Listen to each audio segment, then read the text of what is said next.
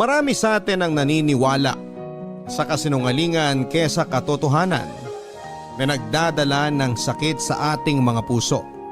Kailangan mo ba ang mabuhay sa saya sa isang kasinungalingan o sa lungkot dahil tinanggap mo ang katotohanan?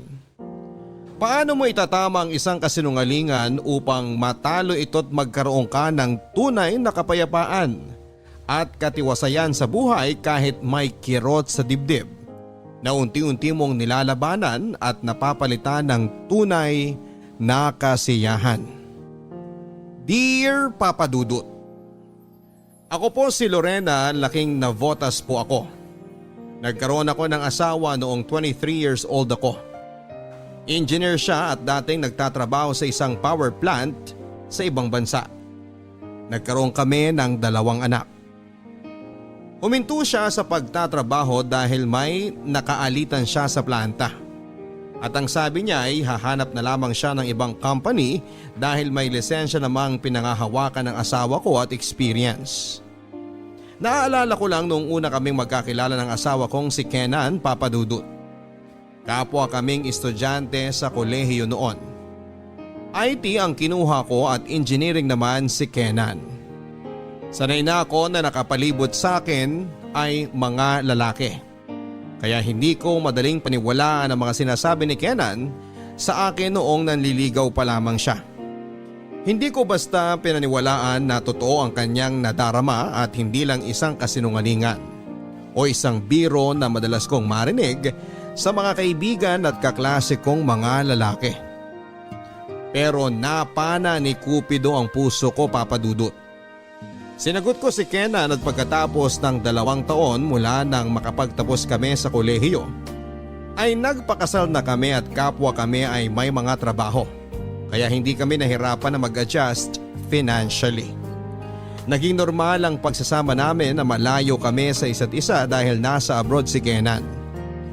Umabot din sa 7 taon ang pagtatrabaho niya sa power plant sa abroad. Hanggang sa nag-decide siyang huminto at maghanap ng ibang kumpanya sa ibang bansa. Pero habang nandito siya sa Pilipinas noon, may napapansin akong kakaiba sa kanya. At ito ang bumagabag sa akin.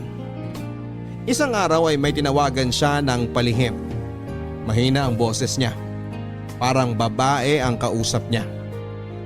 Nakumpirma kong babae dahil pagbubuntis ng kausap ng asawa ko ang naging usapan nila. Kinakabahan ako noon, hindi ako sigurado kung asawa ko ba ang nakabuntis sa babaeng kausap niya.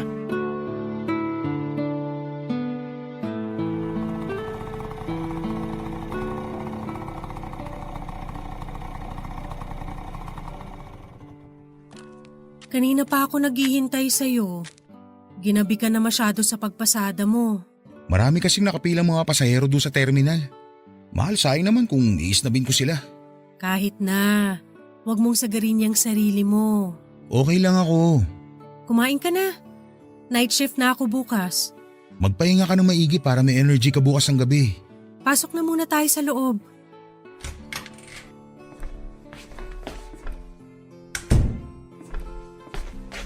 Nakaluto na ako at ipinaghain na kita. Kumain na kami ng mga bata. Kumain ka na. Mukhang masarap ah. Tamang-tama ito mahal at nagugutom na ako. Mahal, wala ka pa rin bang mahanap na trabaho?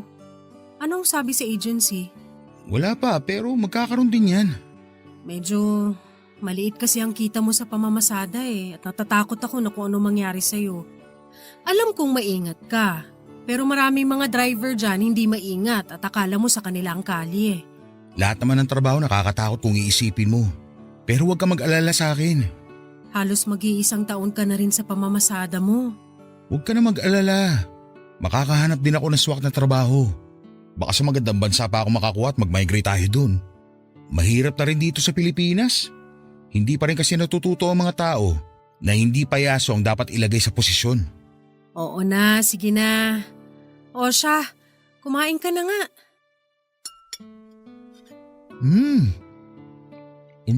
Ang sarap nito.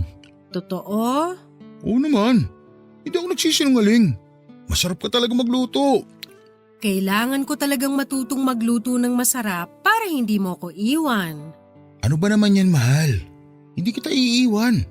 Hindi natin alam. Ikaw talaga oh. Kung ano-ano mga bagay yung tumatakbo sa utak mo. Basta, malapit na ako makapagtrabaho ulit sa ibang bansa. Hayaan mo na lang muna ako sa pamamasada ko ng tricycle. Naaalala ko kasi yung tatay ko eh. Ito yung pinambubuhay niya nun sa amin. Oo nga pala, no? Mabait ang tatay mo sa akin. Sa kanya ako nagmana ng kabaitan. Baka nagbabait-baitan ka lang, ha? Ito talaga, halos 7 taon na tayo nagsasama. Malay natin, baka may sikreto kang itinatago sa akin. Hindi mo lang syempre masabi kasi ayaw mong masira ang pagsasama natin. Wala akong tinatago sa'yo. Talaga? Promise yan, mahal. Ikaw lang ang mahal ko. Baka may iba ka ng babae dun sa terminal, ha? Kaya hindi mo na maiwan yung pagpasada mo ng tricycle. Ang baduy mo ah. Naku, basta wag mo akong subukan, Kenan, ha? Makakatikim ka talaga sa akin. Lorena, mahal. Ikaw lang ang babae sa buhay ko. Sige na, kumain ka na. Sandali lang, mahal ha. Sasagutin ko lang tong tawag. Ano pa nga bang magagawa ko? Mapipigilan ka ba ng pagkaing hinaing ko? Hindi naman, di ba? Sige na, sagutin mo yung tumatawag sa'yo. Salamat, mahal. Labas lang ako sandali. Hello, kamusta? Anong balita? Alam kong nagsisinungaling sa akin si Kenan, Papa Dudut. Sino ba namang nagkasala na aamin sa kanyang kasalanan? Narinig ko naman ang usapan nila sa phone. Uminit nga ang tenga ko nang marinig ko mula sa bibig ng asawa ko ang salitang mahal kita. Ang sakit na may nabuntis siyang ibang babae, Papa Dudut. Hindi ko rin kayang kumprontahin siya dahil takot akong maghiwalay kami ng asawa ko. Hindi ako mapalagay sa araw-araw. May babae ang asawa ko at buntis pa ang babae niya. Ito siguro ang dahilan kung bakit ayaw niyang magtrabaho muli sa ibang bansa. O ito ang dahilan kung bakit nag-resign siya sa power plant na pinagtatrabahuhan niya sa abroad. At hindi totoo yung sabi niyang may nakaalitan siyang katrabaho. Hindi ko lubos maisip na mawawasak ang pamilyang binuo namin, Papa Dudut. Ang sakit isipin na mauuwi ang lahat sa hiwalayan dahil sa pagtataksil ng asawa ko. Sa pinagtatrabahuhan ko naman, ang parati kong nakakausap ay si Paolo. Binata pa ito at masayahing tao pero nakikinig kapag may problema ako. Kaya sa kanya ako lumapit upang maglabas ng hinanakit at problema tungkol sa pagtataksil ng asawa ko. Maiging nakikinig sa akin si Paolo at walang mintis na kung kailangan ko ng kausap ay naroon siya parate upang makinig.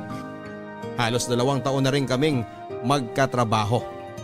At sa company namin ang una niyang napasukang trabaho. Kaya ate-ate na niya ako pero nagmumuka akong batang kapatid niya dahil iyakin ako sa mga problema ko.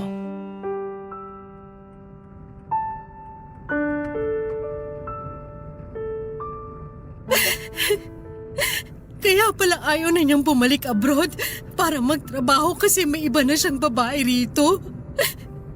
Gusto kong hanapin yung address ng babae pero hindi ko alam paano at saan magsisimula. Gusto ko talagang kalbuhin yung ulo nung makabawi man lang ako kahit kaunti. Hayaan mo na yung babae. Huwag mo na siyang subukang puntahan. Baka mapano ka pa. Saka tumahan ka na rin sa pag-iyak. Ang gago rin talaga ng asawa mo eh. Bakit pa siya naganap ng iba eh? Ang ganda mo kaya. Naku, wala yan sa ganda no. Dapat tapat ka sa mahal mo. Dapat isa lang, hindi yung sikreto kang nakikiapid. Ang nakakainis pa, nabasa ko sandali yung banner sa phone ni Kenan nung mag-text yung babae. Sabi ba naman, gusto niyang makasama ang asawa ko sa panganganak niya? Hindi ko naman mababantayan talaga ang asawa ko dahil night shift ako. Nag-request na nga ako sa management na magpa-change sked pero hindi naman ako pinayagan. Sabi ng katulong namin sa bahay, magdamag daw hindi umuwi si Kenan habang nasa trabaho ako. Sigurado ako dun siya galing sa babaeng yun. Pero sigurado ka ba na nabuntis ng asawa mo yung babae? Hindi pa ba sapat na marinig ko talaga sa bibig ng asawa ko na mahal niya kung sino man yung babaeng kausap niya at sabi pa niya na huwag ipalalaglag ang bata? Ay, pero ayos na rin yan at nalaman mo. At least, hindi ka na mukhang tanga. Oo nga, pero ang sakit eh. Ang sakit-sakit. Hindi ko lubos maisip na kaya niyang gawin yun sa akin, sa amin, ng mga anak niya. Sa totoo lang, kung ikaw ang asawa ko, hindi kita pagtataksilan. Baka nga may hinahanap siya na wala sa akin. Ano pa bang rason niya para maganap ng ibang babae? Maganda ka at matalino. Ano bang rason ninyong mga lalaki kung bakit naghahanap pa kayo ng iba? Ibahin mo ako ha. Kapag ako nagmahal, stick to one ako. Siguro gusto niya yung hindi gaanong maganda. Kasi nga maganda ka naman. At siguro yung hindi matalino kasi matalino ka. Baka kasi ang perfect mo kaya na-insecure siya. Ay naku, ewan ko sa'yo. Pero alam mo, pwede kasi. May mga lalaki na ayaw sa sobrang ganda at talino.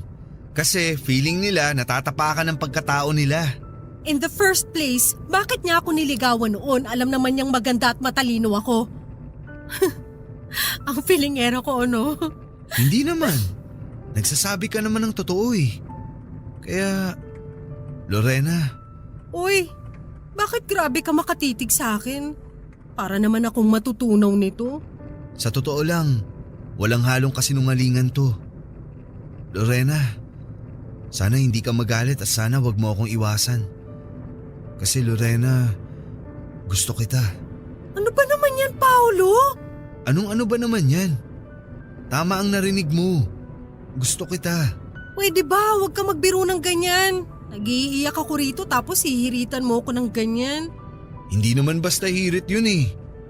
Pasensya na kung ang sagwa ng timing ko.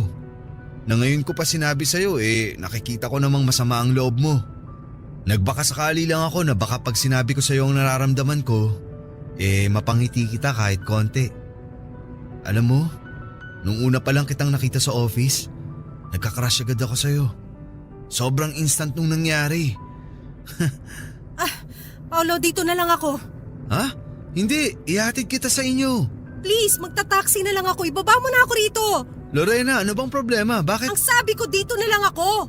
Hinto mo ang kotse. Hinto mo, sabi. Hindi ka ba makaintinding leche ka? Sorry. Sige, ito na, iinto ko na. Pero hintayin kita makasakay ng taxi bago kita iwan. Lorena, please! Taxi! Taxi! Mag-text ka kapag nakarating ka na sa inyo.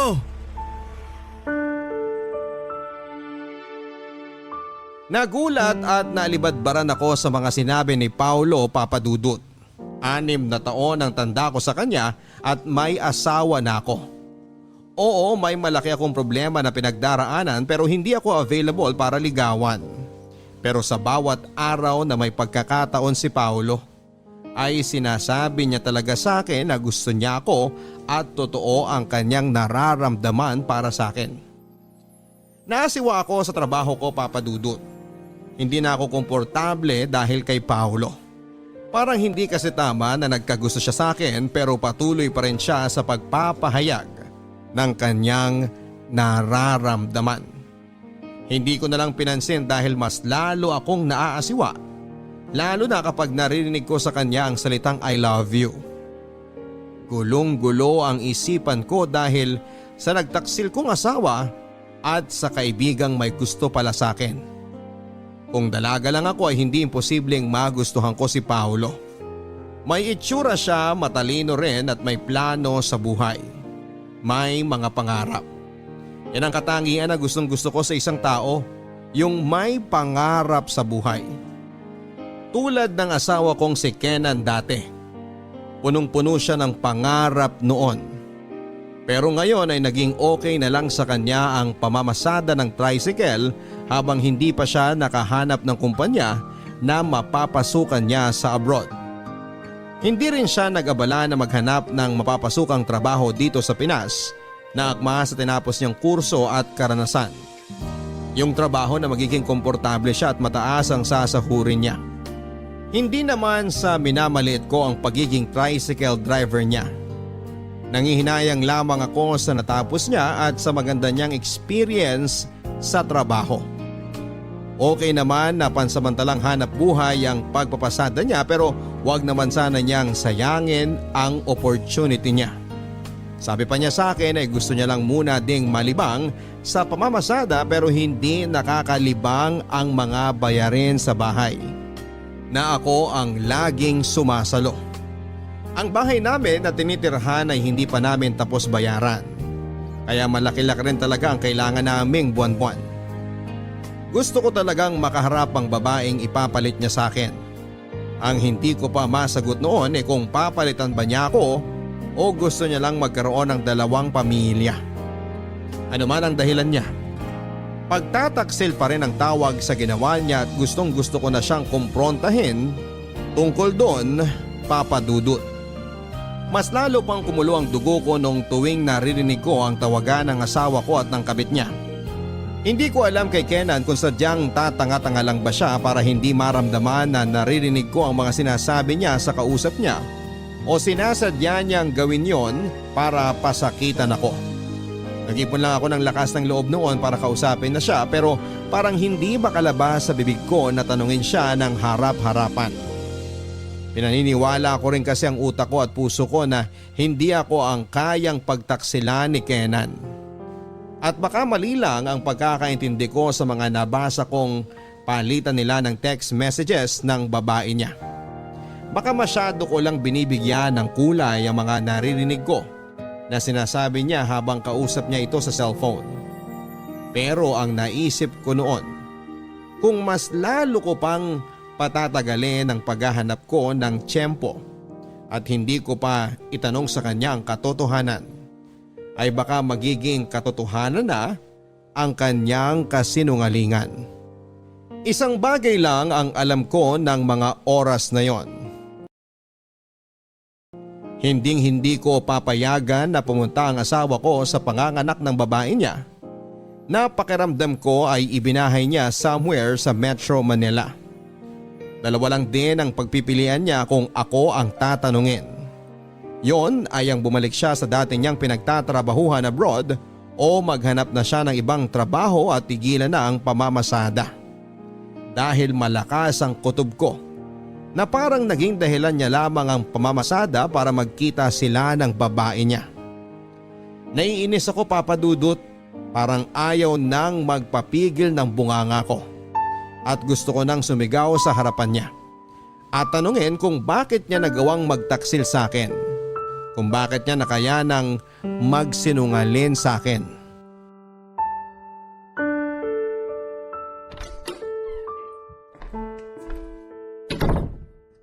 Kenan, tulog ka na ba? Hindi pa mahal. Medyo pagod lang. Halika, tabihan mo ako. Ayoko. Gusto lang kita makausap. Nag-uusap na tayo Oh, mahal. Bakit?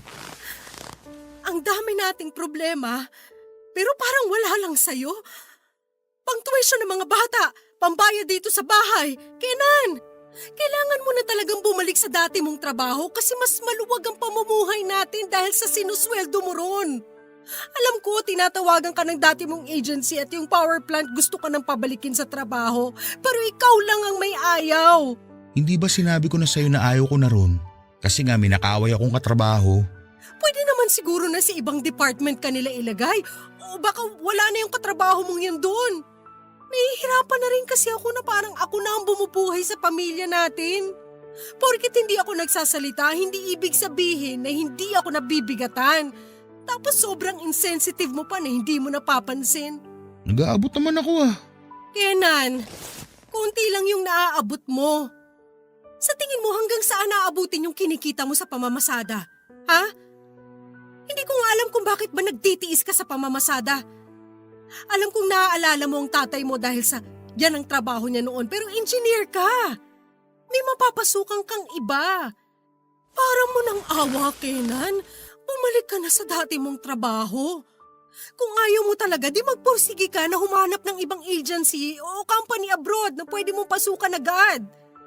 Hindi na talaga biro ang gastusin natin dito sa bahay. Pag-iisipan ko. Ano? Pag-iisipan mo?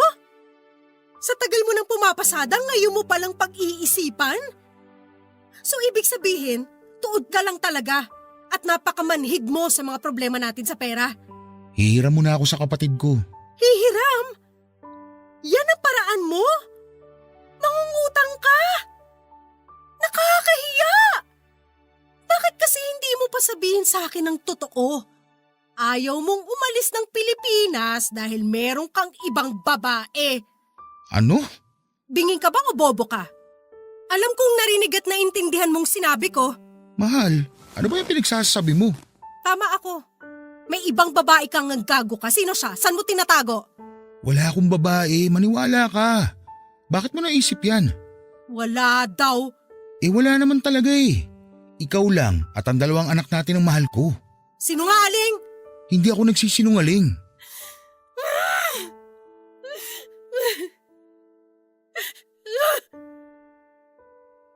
Sana nga hindi ka nagsisinungaling. Pero alam ko nagsisinungaling ka. Sinungaling ka! Lorena, ano ba? Tumigil ka na. Baka marinig ka ng mga anak natin. Matakot yung mga yun. Wala akong babae, maniwala ka sa akin. Hindi ako naniniwala sa'yo. Maniniwala lang ako kung ngayong buwan na to aalis ka at babalik ka sa dati mong trabaho. Pera lang naman ang problema natin ngayon eh. Madali lang gawan yun ng paraan.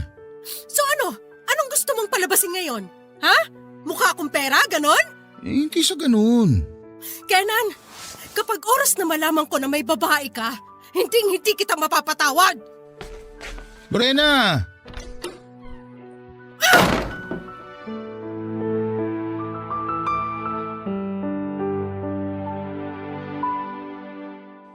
Hindi ko masabi sa kanya na narinig kong kinakausap niya ang babae niya sa cellphone. At nalaman ko na kung sino siya. Ronette ang pangalan ng babae, Papa Dudut. Gusto ko sanang makuha ang number ng babaeng yon at makaharap ito para kausapin na may asawa na ang karelasyon niya. Maraming mga tanong ang naglalaro sa isipan ko. Maganda ba siya kaya hindi nagdadalawang isip ang asawa ko na ipagpalit ako sa kanya? Mas masarap ba siyang magluto at mag-alaga? Mas masarap ba siya sa kama? Mas nasasarapan ba si Kenan sa katawan niya kesa sa katawan ko? Mas napapataas ba niya ang libido ng asawa ko sa mga ungol niya? Nakakaloka, Papa Dudut. Nakaramdam ako ng sobrang insecurity kahit na hindi ko pa nakita yung Ronette na yon. Umabot din ako sa punto nakakayanin kong magmakaawa na kay Ronette na layuan na at huwag nang makipagkita o makipag-usap sa asawa ko. Gagawin ko talaga ang lahat, Papa Dudut, dahil takot ako na baka hiwalayan ako ni Kenan. Mahal ko ang asawa ko at mga anak ko. Ayaw kong mawasak ang pamilya namin. Ang isa sana sa gusto kong mangyari ay makaalis na kaagad si Kenan papunta sa ibang bansa. Mas magiging kampante ako na malayo siya sa amin kesa na para akong buwang na nag-iisip sa tuwing nasa trabaho ako ay nagkikita silang dalawa. Ramdam at pansin ko sa kanyang mga mata sa huli naming pag-uusap na nagsisinungaling ang asawa ko. Wala akong ibang makausap tungkol sa problema ko kundi si Paulo, Papa Dudut. Ayaw ko man kasi madalas pag nagkikita kami ay naiilang ako sa mga panunuyo niya sa akin. Pero kailangan ko talaga ng panahon na yon nang makakausap. Takot akong sabihin sa mga kapatid ko o sa mga magulang ko ang tungkol sa sitwasyon ko. Baka sila pa ang mas magwala kesa sa akin.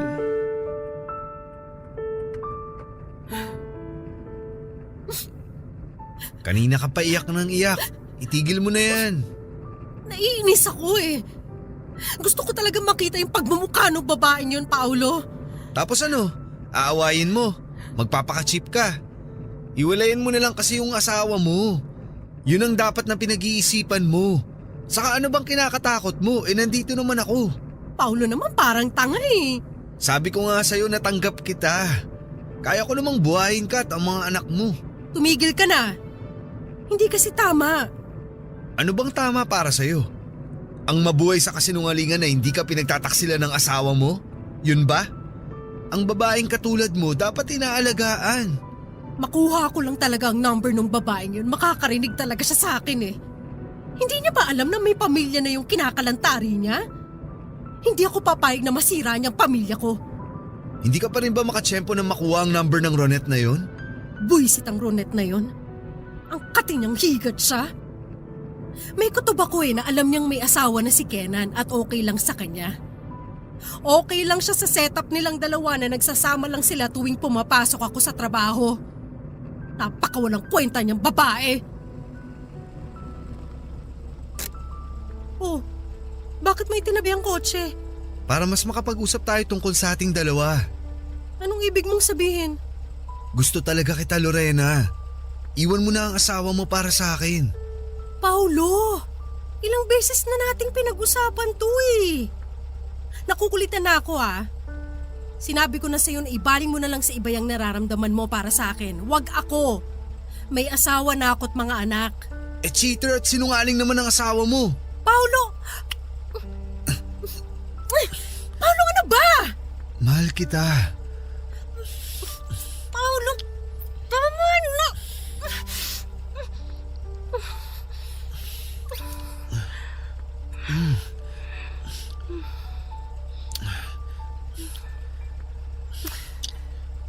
Magsama na tayo. Paulo, hindi tama to. Pero sinuklian mo ang halik ko. Ibig sabihin gusto mo rin.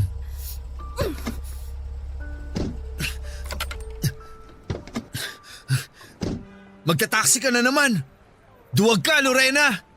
Duwag kang sumugal na magmahal ng lalaking hindi ka pagtataksilan. Taxi! Taxi!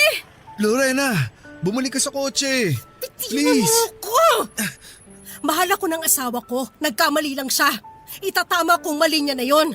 May nagmamahal ba na kaya magtaksil? Sabihin mo sa akin. Ano ba? Tumigil ka na. Uuwi na ako. Taxi! Lorena! Lorena!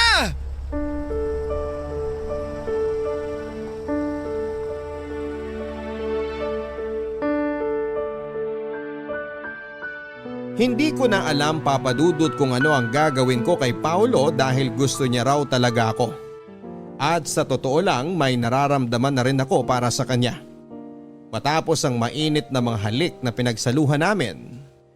Alam mo kasi, Papa Dudut, hindi siya mahirap mahalin dahil sa ugali niyang maaruga at maalalahanin.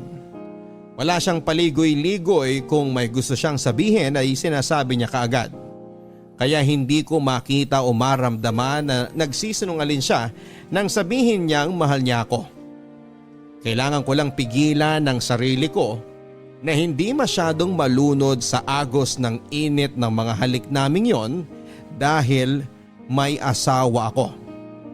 May asawa ako na nagsisinungaling sa akin na nagpapakabagabag sa araw at gabi ko. Nagpapaluha sa akin na baka pagising ko isang araw ay wala na siya sa piling ko at tuluyan nang sumama sa babae niya at sa anak nila. Bakit ganon ang pinagdadaanan ko? Noong nasa abroad siya ay namimiss ko siya ng husto, pero wala akong pangamba na tuluyan siyang mawawala sa amin ng mga anak niya. Pero ngayon, namimiss ko ang asawa ko kahit nakikita ko siya.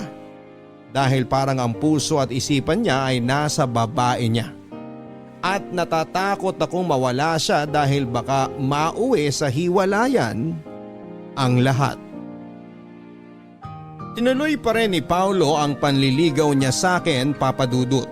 At sa araw-araw ay patuloy pa rin ako sa pagsabi sa kanya na tigilan na niya ako at humanap na lamang siya ng ibang babae na single at hindi yung tulad ko na may asawa na. Kung anong sigasig ni Paulo sa panliligaw sa akin ay siya ring sigasig ng asawa ko sa kabit niya. Awang-awa ako sa sarili ko dahil wala na akong ginawa kundi ang umiyak. Dahil nakakaramdam na ako ng kawalan ng pag-asa na makaharap ko pa si Ronette dahil hindi ko pa rin nakuha ang number niya. Alam kong ang babaw para sa marami, pero hindi ko kasi talaga kaya ang komprontasyon. Takot ako. Kaya hindi ko magawang awayin siya at sa pilitang kunin na lamang ang cellphone niya. At hindi ko rin kasi ugali ang maghalungkat ng gamit ng iba. Kahit na marami akong hinala, Hanggat sinasabi ng asawa ko na wala siyang babae, may parte sa pagkatao ko na gustong maniwala sa kanya. Ganon pa man ay hindi pa rin ako mapalagay sa araw-araw. Parang gusto kong masira na lang ang tricycle ng asawa ko para hindi siya makapasada at makaalis ng bahay. Naririnig ko uli ang usapan nila. Malapit ng manganak ang babae. Kailangan kong bantayan ang asawa ko at dapat nasa tabi niya lamang ako para hindi siya makapunta kay Ronette. Ako ang asawa, tunay at legal na asawa. Kaya ako ang may karapatan. Hindi pwedeng maagaw si Kenan ni Ronette. Naisipan kong uminom para mawala ang problema ko. Kailangan kong malasing para hindi ko na maisip ang pagtataksil ng asawa ko at nung malapit ng maipanganak na bunga ng kanyang pagtataksil.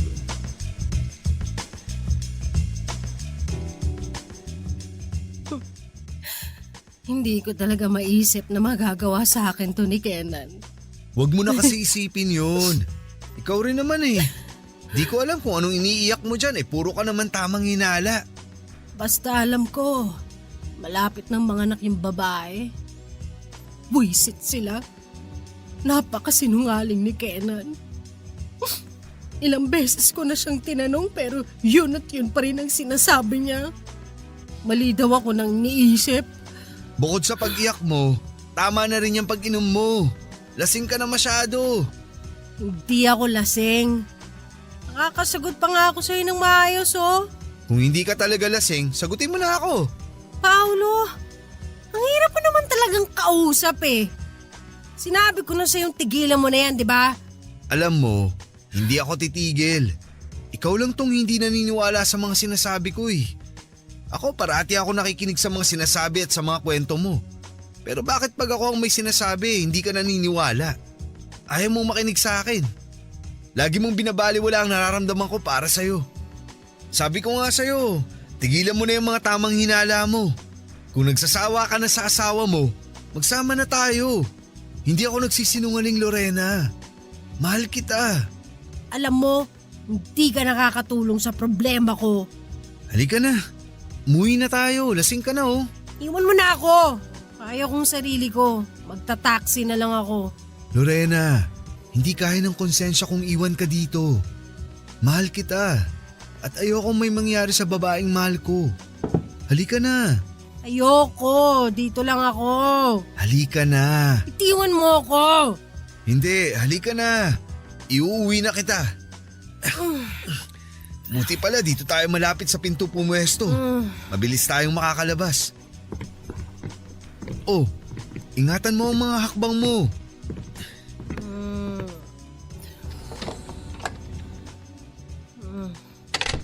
Gusto ko pang uminom. Marami ka nang nainom. Nasaan tayo? Papunta tayo kung saan nakapark ang kotse ko. Hindi. Magta-taxi na lang ako. Huwag nang matigas ang ulo mo.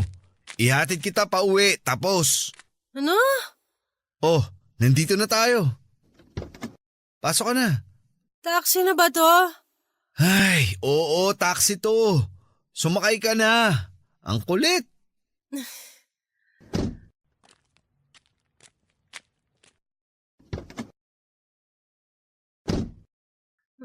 Sakit ng ulo ko.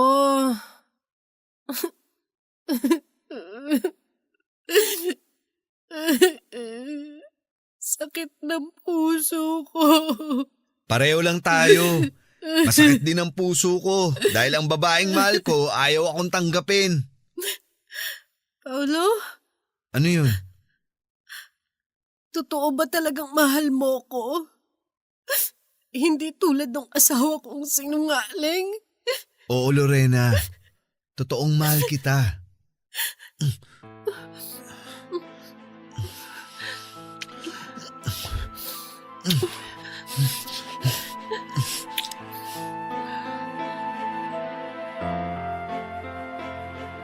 May nangyari sa aming dalawa ni Paulo sa loob ng kanyang sasakyan, Papa Dudut. Hindi ko na napigilan ang sarili ko at bumigay na ako sa kanya. Hindi ko lubos maisip na magagawa ko ang bagay na yon.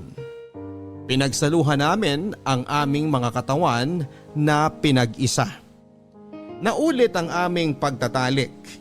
Isa na rin akong sinungalin sa harap ng asawa niya. Tinuruan niya ako na maging sinungalin, Papa Dudut. Pero naisip kong mali ang ginagawa ko. Ang ugnayan ko kay Paulo ay isang malaking pagkakamali. Wala akong pinagkaiba sa asawa kong nagtaksil sa akin. Isang araw ay hindi umuwi si Kenan sa bahay.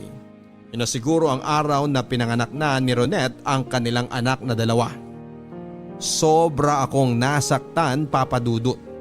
Hindi ko mapigilan ang mga luha ko na umagos pababa mula sa aking mga mata. Mawawasak na talaga ang pamilya namin kapag makapagdesisyon ang asawa ko na hiwalayan ako at iwang kami ng mga anak namin. Sa kabilang banda ay takot din ako, Papa Dudut, na baka malaman ng asawa ko o ng ibang mga kakilala namin ang tungkol sa aming dalawa ni Paolo. Mas lalong gumulo ang isipan ko kung paano ko haharapin ang pagsubok na yon sa buhay ko. Seryoso ako sa alok ko, Lorena. Iwanan mo na yung asawa mo. Magsama na tayo. Tigilan na natin to, Paulo. Bakit naman? Nagkakasala ako sa asawa ko dahil sa ginagawa natin. Siya naman ang naunang nagkasala. Kailangan ko siyang kausapin. Kailangan kong alamin kung sino ba talaga si Ronette sa buhay niya. Hindi ba sabi mo, si Ronette ang kabit ng asawa mo at ngayon may anak na sila? Gumawa din tayo ng anak natin. Ngayon din kung gusto mo, baka makabuo na tayo. Please, seryoso ako. Tigilan na natin tong kahibangan na to. Mahal kita. Ano ba? Sabi ko tigilan na natin to. Tumigil ka! Bakit ba? Mahal naman natin ang isa't isa. Ilang beses na natin tong ginawa. Hindi ka ba nakakaintindi? Ayoko na! Hindi ako papayag, Lorena. Hindi tayo pwedeng uminto. Buksan mo ang lock ng pinto. Sabing buksan mo ang pinto eh! Kahit ilang beses mo pa akong sampalin, ayoko matapos ang relasyong to. Kung lalayo ka sa akin, ako mismo ang magsasabi kay Kenan tungkol sa relasyon nating dalawa. Walang niya ka! Ano bang problema mo?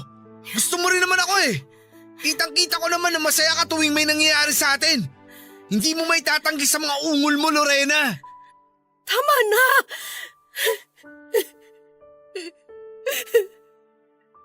Tama na, Paulo. Hindi ako nakikipagbiruan sa'yo. Sasabihin ko talaga kay Kenan kapag kumalas ka sa akin. Kung hindi tayo magsasama, ayoko rin magkaayos kayong dalawa. Ang tagal kong pinangarap na magsama tayong dalawa sa isang bubong. Nababaliw ka na, Paulo. Matagal na ako nababaliw sa'yo. Huli ka na sa balita. Paulo, please. Ayoko masira ang pamilya ko.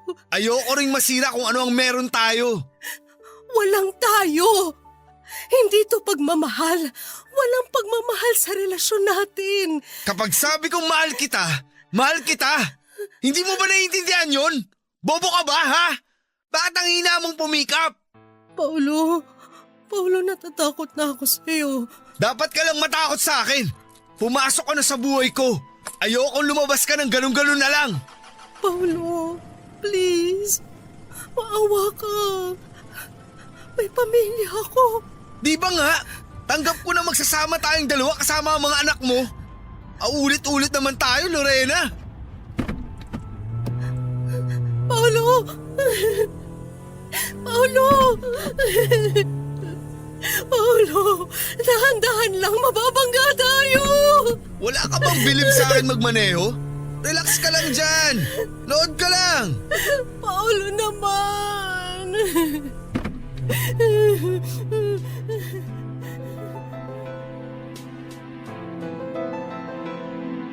Nagmistulang baliw si Paulo ng mga oras na yon, Papa Dudut. Takot ako na baka mabangga kami dahil ang bilis bigla ng pagpapatakbo niya ng sasakyan. Pinasok ko itong gulo na ito kaya kailangang maayos ko ito dahil ayokong maiskandalo. Bakit ba kasi ako pumasok sa sitwasyon na yon? Masyado akong naging marupok.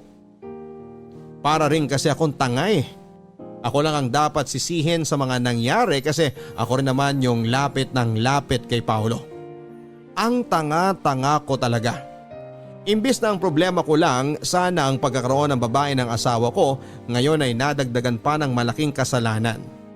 Kasalanan na nagawa ko sa batas ng tao at sa mata ng Diyos. Takot na takot akong isipin ang magiging parusa ko sa ginawa kong pagtataksil, Papa Dudut. Kung nalaman nyo ng mga magulang, kapatid at lalong-lalo na ng mga anak ko kahit maliit pa sila ay sobrang galit marahil ang mararamdaman nila sa akin kapag nagkataon. Iniisip ko noon na paano bang mag-ipon ng lakas ng loob para harapin sina Kenan at si Paulo. Sising-sisi ako, Papa Dudut. At nandidiri ako sa sarili ko, malaking kasalanan ang nagawa ko. Nag-iisip ako noon kung ano ba ang pwedeng maging solusyon ng problema ko.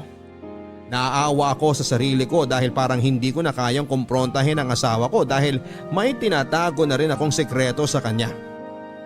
Bigla kong namiss yung dati.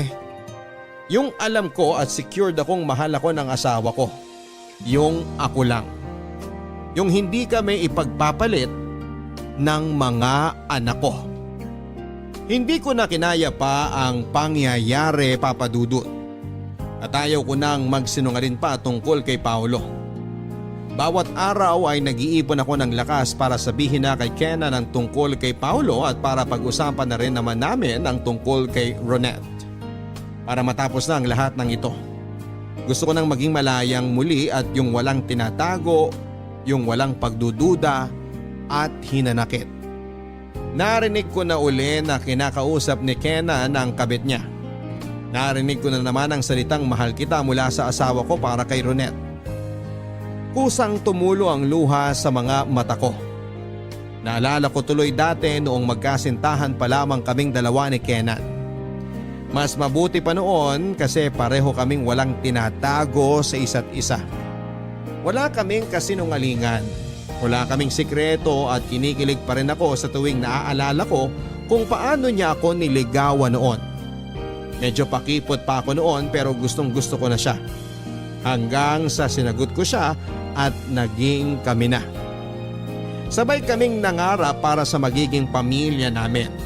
At hindi kami nahirapan noong magpakasal na kami. Dahil pareho kaming may trabaho na at sapat na kinikita. Etong paghinto niya lang sa pag-abroad ang naging problema ko noon. Hanggang sa pumasok na si Ronette sa buhay niya at si Paulo sa buhay ko.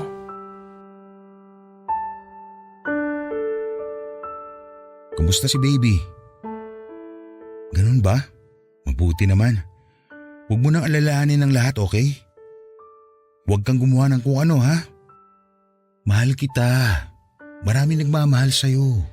Sino si Ronette? Ronette, tawagan kita ulit, ha? Bye. Ano yun, mahal? Sino ba si Ronette? Kaibigan ko. Kaibigan? Kaibigan mo na mahal mo, ganon? Pasensya na pero hindi ko yata siya napakilala sa'yo. Matagal ko na siyang kaibigan. Hindi ba may anak na kayo? Hindi mo naintindihan, mahal.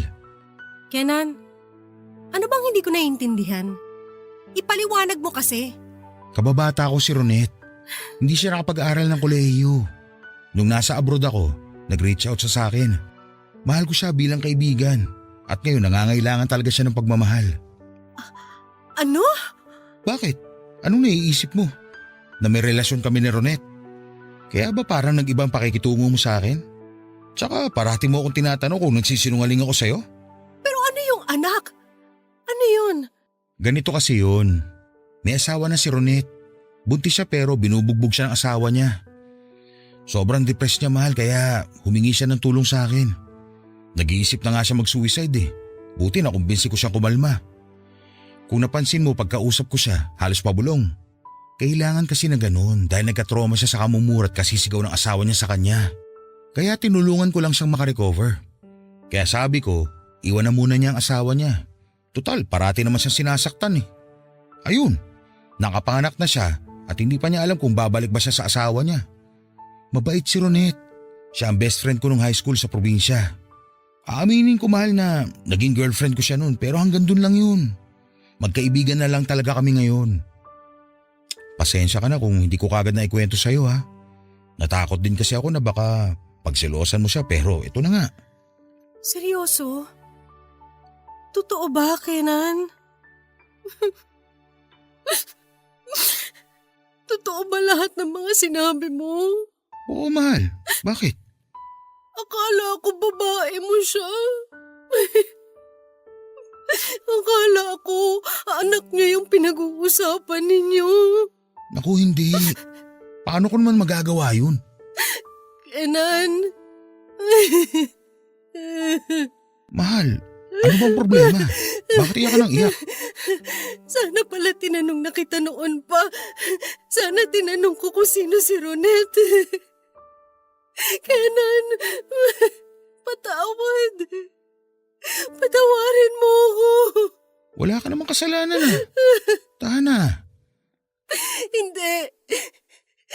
Hindi mo naiintindihan. Teka Lorena, ano bang hindi ko naiintindihan?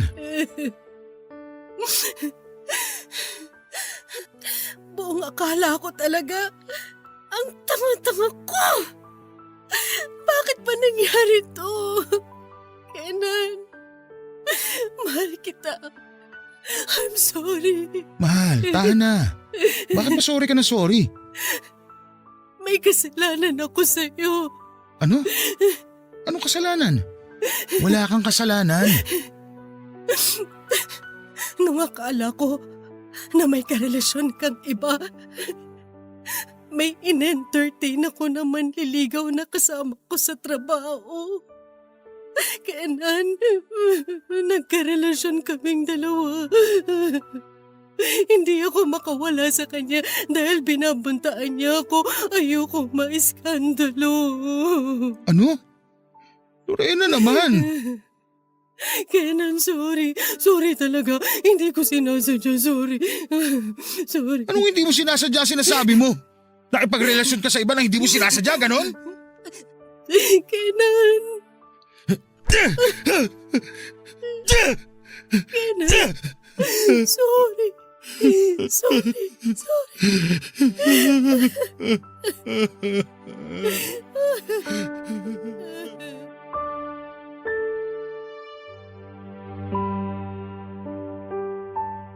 Sobrang gumuho ang mundo ko nang malaman ko ang detalye tungkol sa ugnayan ni Kenan at Ronette. At sobrang nashock naman si Kenan sa ipinagtapat ko tungkol kay Paolo. Sobra ang galit sa akin ni Kenan pero hindi niya ako minura o sinaktan. Sobrang bait ng asawa ko, Papa Dudut. Hindi kami nag-usap ng mga ilang araw pero nasa bahay lang kaming dalawa. Hindi siya makapaniwala sa sinabi ko tungkol sa naging affair ko sa katrabaho kong si Paolo. Nung sa wakas ay kinausap na ako ni Kenan ay wala nang kasinungalingan pa ang lumabas sa aming mga bibig. Gusto ni Kenan na isalba ang pamilya namin. Kinausap ni Kenan si Paolo, Papa Dudut. Binantaan niya ito na huwag nang takutin o guluhin pa ako. Dahil sa oras na may gawin ito sa akin o ipaalam niya ang tungkol sa naging relasyon naming dalawa sa mga kaibigan at pamilya ay hindi raw magdadalawang isip si Kenan na ipahuli ito. Tinanggap ni Kenan ang pagkakamali ko. Sobrang nagsisi ako sa nagawa ko sa kanya. Umalis ako sa pinagtatrabahuhan ko at lumipat sa ibang kumpanya. Pinakilala ako ni Kenan kay Ronette at naging kaibigan ko ito.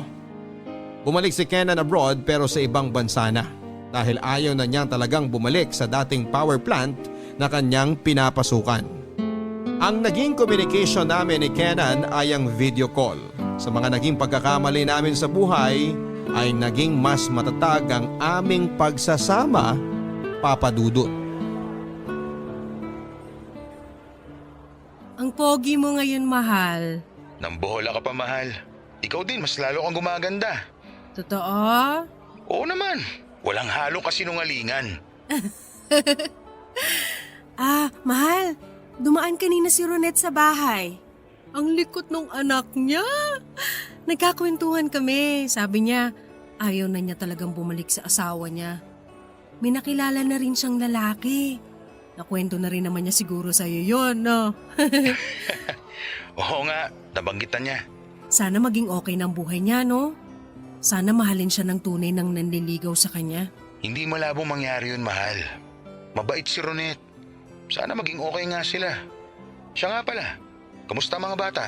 Ayun, nasa school na sila. Ang panganay natin, gusto na maging tulad mo. At si Bunso naman, gusto maging tulad ko kasi ayaw daw niya magtrabaho sa ibang bansa. Aba, may mga pangarap na pala mga anak ko ah. Siyempre, nagmana sila sa atin na puno ng pangarap. Kanino pa ba sila magmamana? Mahal, maiba ako. Tuloy ba ang meeting niyo ngayon ni Paolo? Oo, mahal. Nandito na nga ako ngayon sa mall kung saan kami magkikita. Sigurado ko ba na safe na kitain siya? Kasi medyo nag-aalala ako dahil nabanggit mo noon na may tendency siya na maging wild.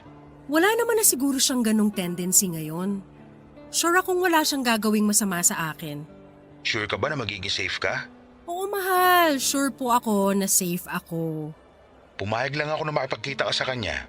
Kasi sabi mo, gusto niya ibigay sa'yo ng personal yung invitation nila sa kasal. At gusto rin daw niyang mag-sorry sa akin ng personal sa lahat ng mga nangyari. O sige mahal, balitaan mo na lang ako. Basta, doon kayo sa part ng mall na maraming tao ha. Opo, mahal. Doon lang kami sa coffee shop na madalas nating puntahan. Actually, nandito na ako. Papasok na ako sa loob. O sige, mahal ingat ka ha. I love you. I love you too, mahal ko.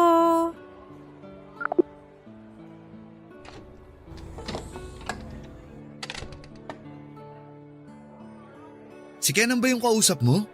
Oo, siya nga. Kumusta siya? Okay na okay siya. Mukhang hiyang siya ron. Ang lusog eh. Mabuti naman kung ganun. Salamat nga pala at dumating ka. Pakisabi rin kay Kenan na salamat at pinayagan ka niya na kitain ako. Kumusta ka na? Okay naman ako, ikaw. Kumusta ang ikakasal na? Busy sa preparations? Oo, grabe. Ang sakit sa ulo at ang sakit sa bulsa. Ang daming gastos. Pero masaya. Nakaka-excite yung palapit na ng palapit yung araw ng kasal. Nakakakilig nga yung stage na yan. Pero alam mo, parating sumasagi sa isip ko yung naging relasyon natin. Ano ka ba? Kalimutan na natin yun. Gusto kong humingi ng tawad sa naging ugali ko noon. Pero Lorena, totoong minahal kita. Hindi yun kasinungalingan. At tama ka, mali na-fall ako sa'yo dahil may asawa ka na at may masaya ng pamilya. Ang importante, maayos na ang buhay natin ngayon. Alam mo, minahal din naman kita eh. Kaso mali, kaya ginusto kong itama. At masayang masaya ako para sa'yo kasi ikakasal ka na.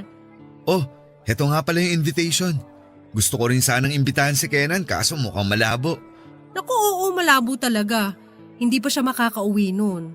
Pero ako naman sure na darating sa kasal mo. Salamat, Lorena. Sana maging masaya ang pagsasama niyo ng mapapangasawa mo.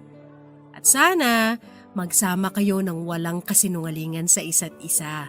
Oo, gusto ko talaga na wala kaming itatago sa isa't isa. Pero pasensya ka na kung piliin ko na itago ang naging relasyon natin sa kanya at sa iba pa.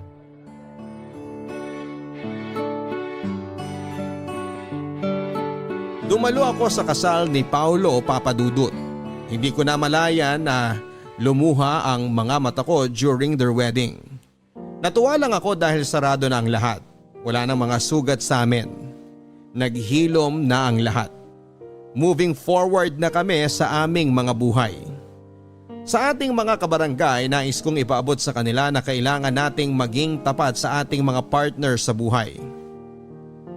Kapag may pagdududa o narinig na kung ano, importante na ito'y pag-usapan kaagad para hindi mauwi sa maling akala na magdadala sa inyo sa kapahamakan at maging isang kasinungalingan na magmimistulang anay na sisira sa pundasyon ng pagsasama ninyong mag-asawa. Sana rin ay marunong tayong magpatawad. Yung pakinggan muna ang sasabihing paliwanag ng inyong asawa upang hindi mauwi sa hiwalayan na siguradong ang mga anak ang higit na maaapektuhan. Sana may nakuhang aral ang ating mga listeners sa kwento ng aking pag-ibig, buhay at pag-asa. More power po sa inyo, Papa Dudut, at nagpapasalamat ako at may programang katulad nito dahil napapakinggan ng maraming tao ang kwento ng pangkaraniwang tao na katulad ko. Idol na idol ka po namin, Papa Dudut. Ang inyong kapuso at kabarangay forever, Lorena. Mga kaibigan, tamang duda, tamang hinala. Yan yung likhang isip na siyang nagiging dahilan kung bakit may mga taong nasasaktan. Isa rin po ito sa mga dahilan kung bakit palaging may nag-aaway at may nagaganap na hindi pagkakaunawaan sa isang relasyon. Minsan o kadalasan ay masyado tayong nagpapadala sa ating sariling emosyon kung saan ay nakakaramdam ka ng kalungkutan at nahihirapang mag-isip ng tama hanggang sa doon ka na nakatutok sa mga likhang isip na siyang nagpapalala ng sitwasyon. Alam po ninyo may mga bagay naman kasi na pwedeng daanin sa usapan. Minsan, galit na siya, magagalit ka rin. Paano ninyo masusolusyonan ang mga problema ninyo? Kesa pakalmahin nyo ang isa't isa, abay sinasabihan po ninyo ang galit ng bawat isa. Subukan nyong minsang palawakin ang isipan ninyo. Pakinggan ang tinitibok ng inyong mga puso. Alalahanin ang mga masasayang pagsasama ninyo. Nang sa ganon ay paglabanan po ninyo ang pagdududa sa mga kapareha ninyo. Hanggang sa muli, ako po si Papa Dudut, in-invite kayong lahat na hanapin ako sa aking mga social media accounts, sa aking Twitter, sa aking Instagram at sa aking Facebook. I-type lamang po ang Papa Dudut. Mag-subscribe din sa aking YouTube channel, Papa Dudut Vlogs. Ito po ang mga kwento ng pag-ibig, buhay at pag-asa dito sa Barangay Love Stories. Mga kwento ng pag-ibig, kwento ng pag-asa at mga kwento ng buhay dito sa Barangay Love Stories. Love